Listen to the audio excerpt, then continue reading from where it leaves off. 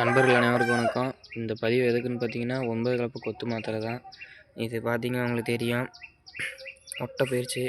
இது பார்த்தீங்கன்னா நாங்கள் 4 ஓட்டை போட்டு வாங்கி போடுவோம் நண்பா, தெரியுங்களா? 1 2 3 4. இதில் பார்த்தீங்கன்னா இந்த ஓட்டை வரைக்கும் தேய்க்கலாம்.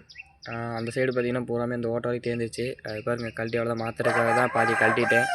சரி, அது ஒரு வீடியோவை ஷார்ட்ஸாக எடுத்து போடலாமேன்னு சொல்லி எடுத்தேன் நண்பா. இது தேஞ்சதை வாங்க அங்கிட்டு போய் அந்த கொத்தை காட்டுறேன் பாருங்களேன். பார்த்தீங்களா, இதில் வாங்க அந்த கடைசி போல்ட் போகிற ஓட்டையை தேஞ்சிருச்சு பார்த்தீங்களா? இந்த அளவுக்கு தேய்க்கக்கூடாது. இருந்தாலும் இந்த கண்டிஷன் வரும்போதே நீங்கள் கொத்து மாற்றிடுங்க, இல்லைன்னா ஆம் தேய ஆரம்பிச்சிடும்.